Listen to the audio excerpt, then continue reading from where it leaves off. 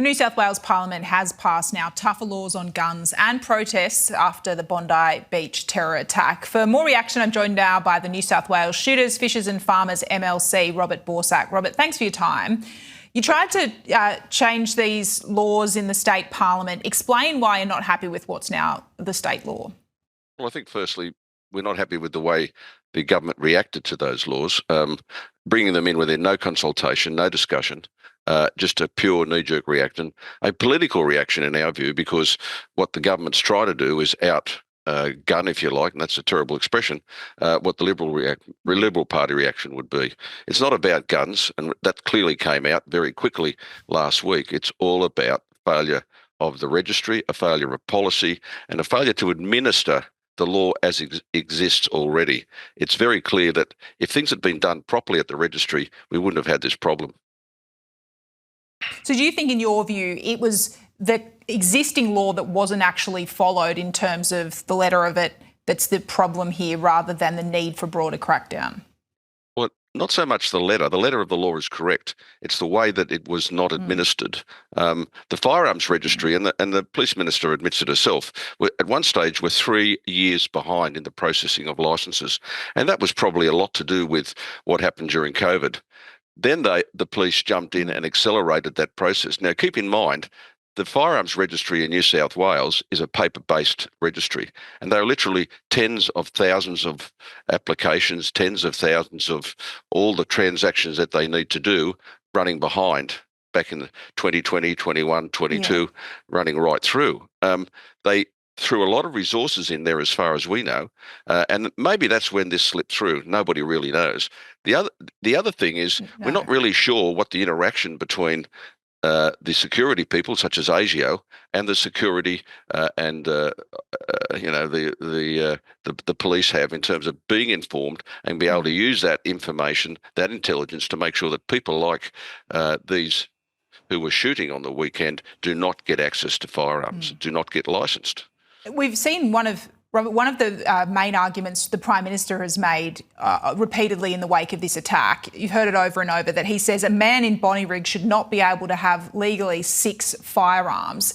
As a principle, is that right, in your view? Look, as a principle, he yet again demonstrates, like most politicians do, no understanding of actually how hunting and shooting works in New South Wales, and in fact the whole of Australia. The majority of shooters live in and around Sydney and the metropolitan areas, because that's where the largest population of people are. The people that get those licenses, and I don't know exactly what license he had, but I think it was a Class AB vermin control license. If that's the case, those people come from the city and go to the bush, where they hunt and help on public land and private land control invasive species, feral animals, etc. That's how it comes about. The majority of people live in Sydney, go to the bush and help out. That's really what it's all about. And also part of their culture as well.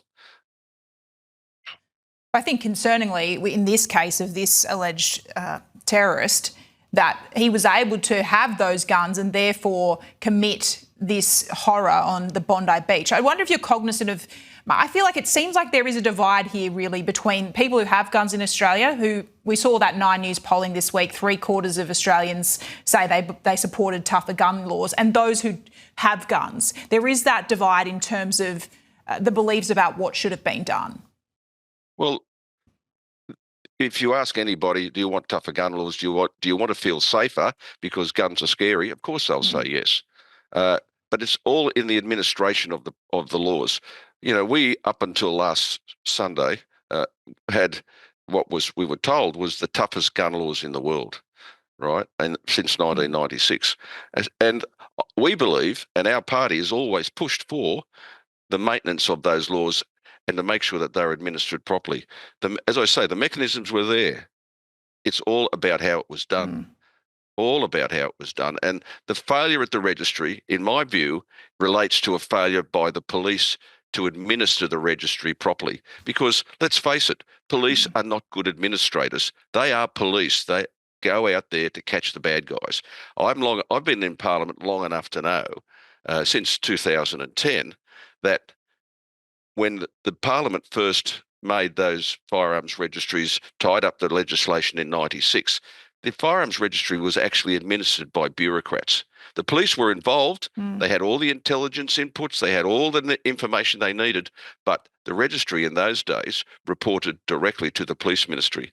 Somewhere along the line, and I don't know exactly where, it became purely a function, another command of the New South Wales Police.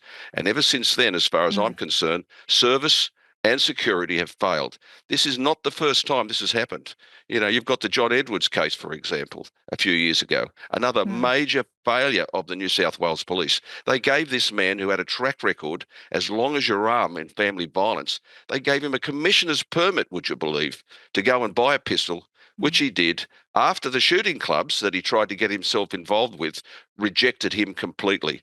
He got a commissioner's permit, went and bought a pistol, killed his children, and then killed himself. And yet of course we want tighter gun laws. No, what we want is proper administration of already tight gun laws. What we don't want to be Robert Borsak, I'm going to have to interrupt you there. We are up against the clock here this afternoon. Thank you so much for your analysis this afternoon. There's going to be a lot of answers that need to come out of these inquiries, particularly at the state level. Thanks so much for your time.